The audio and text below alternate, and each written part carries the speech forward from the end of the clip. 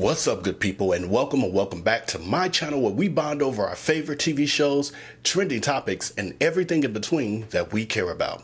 So today I am back with another video and a sinus infection. So try to bear with me. I'm gonna see how this sounds once I get into the editing process. Hopefully it's not too bad. Hopefully you can understand me. But I wanted to get this update out to you guys because we are nearing the actual September 6th trial date of the United States versus James Timothy Norman in the M for Hire plot against Andre Montgomery.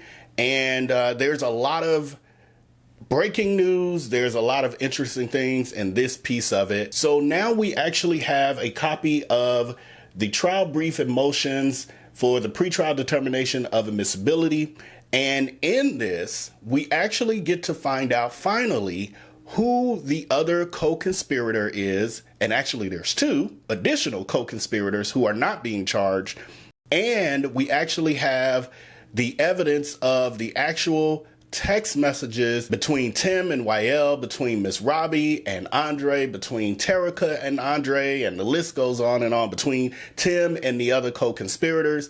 And so I wanted to start to put this information out and start to do these videos because as I started to go through the 80 pages, and 50 of them are actually written text, that I wanted to do this in kind of a series of videos. And so I wanted to get started with that and even power through the lack of having a full voice. So with this video, I'm going to get as much as I can power through to get in there, and then we'll continue and I'll get out the other ones in the very near future. So one of the motions that they are trying to submit is the motion to admit co-conspirator statements as admissible non-hearsay. So it says in this first motion, the United States intends to introduce evidence of communications between defendant Norman and uncharged co-conspirator Chandler and Carroll, as well as Carroll's communication with Hill on March 2016, in which Carroll relayed defendant Norman's instructions to murder Andre. The United States further intends to introduce evidence of statements made by charged conspirators. These statements are admissible non-hearsay. The United States has attached as exhibits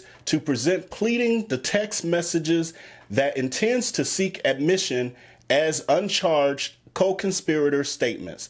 These statements consist of the following. The text message between defendant Norman. These statements consist of the following. Number one, text messages between Chandler and defendant Norman on March 6th of 2016, in which Chandler asked defendant Norman if he was in St. Louis and then sent defendant Norman photographs of Andre on March 6, 2016 at the Sweetie Pie's restaurant located in St. Louis and operated by defendant Norman's family, attached as Exhibit 1. Number two, text messages between Carroll and defendant Norman, also dated March 6th of 2016, in which Carroll said that he tried defendant Norman twice and that he isn't calling for nothing. Defendant Norman responded that Ed just sent pictures, a reference to the pictures of Andre that Ed Chandler sent to defendant Norman, attached as Exhibit 2. Number three, text messages between Carroll and defendant Norman exchanged between March 10th through 14th of 2016, where they discussed purchasing flights and then communicated regarding Carroll picking up Norman from St. Louis Lambert International Airport on March 14th of 2016, the day of Andre's murder, included in Exhibit 2 to the present filing. Number four, because there's more, Carroll's statement to Hill that defendant Norman wanted Andre murdered. That defendant Norman believed Hill was charging too much for Andre's M, and that Carroll could not himself M Andre because Carroll would be easily recognized by Andre. This is crazy. This is crazy. This is crazy because when you look at all of these people who actually knew Andre and wanted to see his life taken, like played a role in this. We're up to 6 people who actually knew Andre and were totally okay with seeing his life taken and planning this out like months in advance, weeks in advance. This is crazy. Wow. So it's saying Carroll could not himself take Andre's life because Carroll would have been recognized by Andre. Wow. Okay, so number 5, text messages between Ellis and defendant Norman exchanged on March 14, 2016, arranging their meeting at the Chase Park Plaza, attached as Exhibit 3 to the present filing. Number 6, because we're not done. Text messages and communications between Ellis and Andre on March 14, 2016, discussing the logistics of meeting up, attached as exhibits 4A, 4B, 4C to the present filing. And number 7, a recorded jail call between Hill and his brother Tony Whitfield on March 16, 2016, in which Hill says that he has to go to meet with DJ Daryl Howard, transcripts attached as Exhibit 5 to the present filing. And then finally, number 8, the text messages between Yagnam and defendant Norman discussing the life insurance policy defendant Norman applied for on Andre, Exhibit 6. These communications are admissible as statements made in furtherance of the conspiracy to M. Andre and collect the fraudulent life insurance policy. This is it's a lot. It's crazy.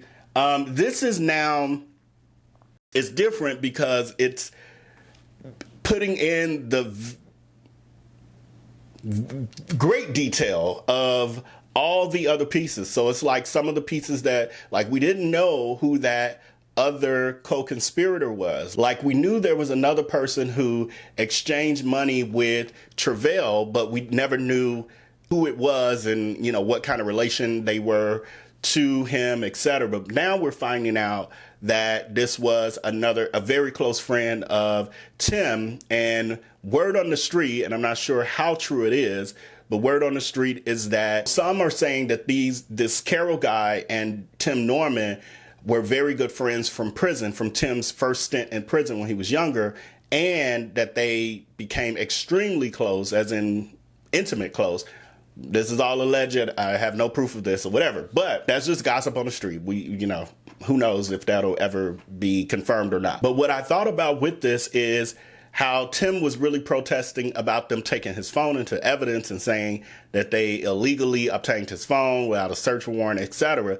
The truth is, even without his phone, they have all of this mountain of evidence from everybody else's phone who he was communicating with. So I don't think that would have really changed the fate of this, of his, of this situation so much in his favor.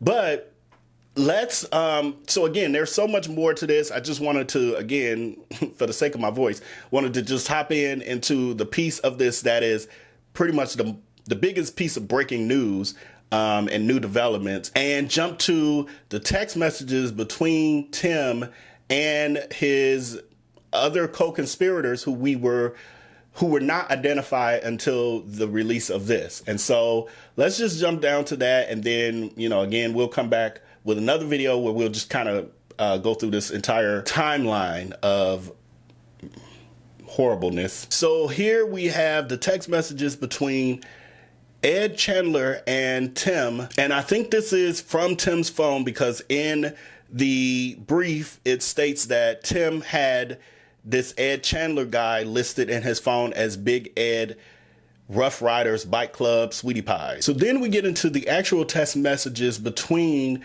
Ed Chandler and Tim Norman. So as we see here on March 6th of 2016, we have Ed, whose text messages are in gray, and Tim's, whose text messages are in green, communicating, where Ed says on March 6th of 2016 at 6:04 p.m., you in St. Louis?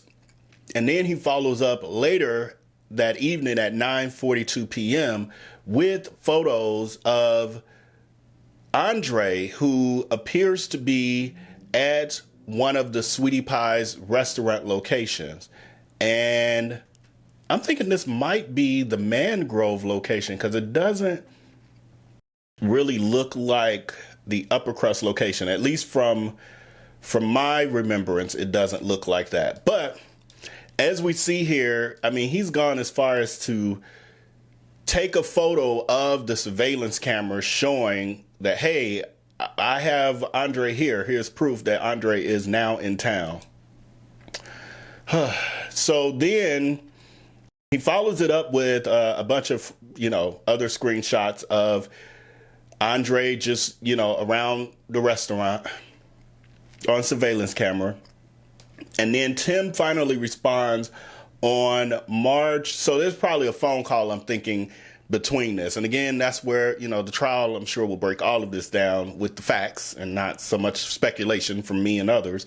But this, on March 15th of 2016, Tim then sends a text message saying, call mama ASAP. She got to go to the police department. Go with her. And then he gives her number. And then there's a photo of Andre with, it looks like a stack of cash, like a stack of money. And so keep in mind, this is around the time that Andre is back in town because he's supposed to be going to take his polygraph test in regards to the break-in of Miss Robbie's home, where the $200,000 in cash and jewelry, etc., was stolen. So then we have more communication between this Ed Chandler, who Tim calls Big Ed, and there's just like a bunch of screenshots of Andre's Instagram and various photos of him, in various situations. And I'm not sure. I mean, this is all speculation, commentary piece of it is I'm not sure if I'm sure there was phone conversations that would break this down better, but I'm not sure if this was like their way of confirming or collecting evidence, like, hey, see what he's up to based on taking this money. He has, things going on here, weapons and drugs, and showing pictures of cash and, clothes, nice clothes, name brand clothes, etc. I don't know. I mean, these are things that, will come out in the hearing, but I just wanted to share these text messages. I'm not involved, so I have no real context besides what we're reading here. But it's just when you look at them plotting on him, and even if you go with the theory that maybe they thought this was true, that Andre was responsible for this or whatever's happening, but the police was already involved in this. The police were interviewing him. Why would they be the one? And we know why Tim is doing it. We know because he had already filed for the life insurance policy way before her home was even broken into. So we can't say, oh, he did this all and decided to, I don't know, do the life insurance policy to make money back that he thinks Andre stole, because that he was plotting on Andre before any of this went down. But if we go with him making others believe that Andre broke into his mom's home, and then in order to get them to co-sign this ridiculousness, this horrible act, the police was involved. So why wouldn't they say, well, the police is handling this? Like, I don't know, it's crazy. But maybe it's too logical. Maybe I'm trying to make this logical when it's not, obviously, on so many levels. Okay, so then we go with Exhibit 2 from the government. And this is the communication between Chris Carroll and Tim Norman. And this is the person who actually picked up Tim from the airport. And so these text messages we see here where they're very close, obviously. And so, this is the person that there's rumor, speculation that Chris Carroll is very close to Tim and actually was someone that Tim was incarcerated with during his 10-year stint when he was younger, and that they developed a very close relationship and allegedly even an intimate relationship. And so they're extremely close. And so we see here that one of Tim's responses to Chris Carroll was, it was a bunch of little white girls inside. So I'm assuming, totally speculation, but this is probably some conversation about Tim hanging out at a strip club and maybe Chris Carroll asking, what was happening there, how, what was the scene like? And Tim is probably responding, it was a bunch of little white girls inside. So then Chris says, okay, this is on March 6, 2016 at 5:41 a.m. And then later that same day at 5:46 p.m., Chris is saying, you there? And then at 7:56 p.m., he still hadn't heard from Tim. He's saying hello. And then at 9:42 p.m., Tim finally responds and says, I'm alive.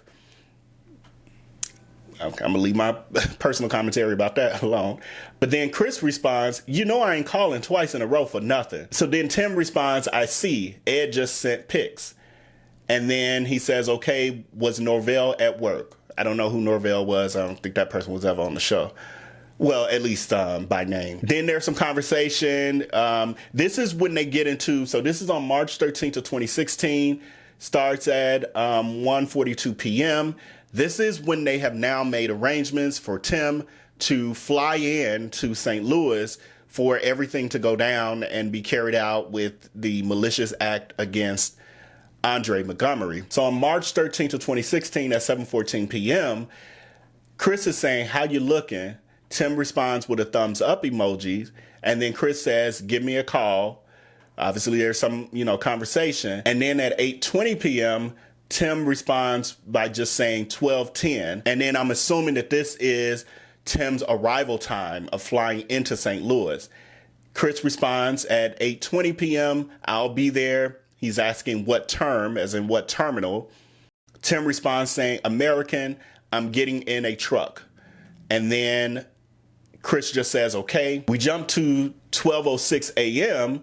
where Chris is then texting, you close. And then Tim says, landed at 12:07 a.m. They are then making arrangements, trying to catch each other. Chris is saying, I'm circling. Tim then says, I'm going to come out on top where you drop off at. And then Chris says, okay. Chris tells him, I'm at American Departures up top, entry 5, in between 4 and 5. And then Tim says, okay. So then obviously they link up. You see that there's a text message at 3:06 a.m. between the two of them. And that one got cut off. And then it just jumps to, so, whatever was happening there, it might have been some love talk. Some love talk there. But anyway, it then jumps to March 14th at 12:07 p.m. So this is later in the day. So Tim is picked up by Chris at midnight, basically. By noon that same day, they're communicating via text again. And Chris is updating him about Norvell trying to fire Jerry. I don't know these particular people. I'm not sure. Did we see them on the show? Did we not? I don't know, because I don't know who they are. But if you guys know, let me know in the comments below. And then, they're talking about that work drama, basically. And then we jump to Chris sending a photo. It's an Instagram photo of Andre holding a stack of cash. And then we have another, screenshot. Just looks like there's screenshots of Chris taking screenshots of Andre's social media, and it's everything from cash, drugs, weapons, etc. And I'm sure pretty much the rest of it will be filled in during the trial. So this is very interesting. It is just like everything is laid out as we see. We already knew a lot, but this is really tying in the missing pieces. We now know who the co-conspirators are, who were not a part of the indictment, the ones who have not been charged. I thought it was one. I know I had heard a rumor that there was more than one. So now we see that there were actually two. We have Carol, or Chris, and then Big Ed, whoever these two are. They were also a part of this. They obviously gave up the goods real quick. They got caught up real quick, obviously. Made a deal. But with that, I wanted to just share at least this piece of it. There is so much more. We have the text messages, like the actual photos of the text messages between Terica and Andre. We have Tim and YL. There's even the text messages between Miss Robbie and Andre. So I'm going to cover all of those. I need to rest my voice because I'm really pushing through for this sinus infection. But my voice at this point is saying this is enough. So with that, thank you guys. If you've lasted to this point in the video, please hit that like button below. Please remember to share this video and subscribe if you haven't. And also don't forget to join our VIP text community via the number on your screen by just texting Hi Vell, and that makes you an official part of the VIP community. So with that, until next time, until I upload the next video, once I heal my voice, make sure to take care and be blessed. Peace.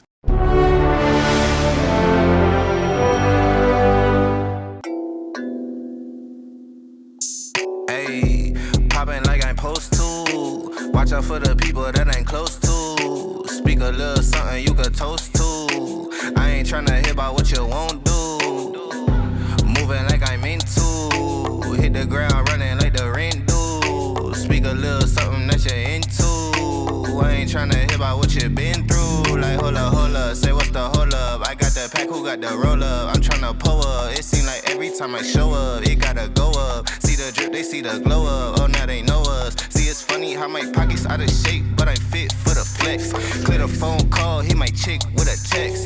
Parlay through the bird with my drip from the jets. Save a couple hundred by your with the rest.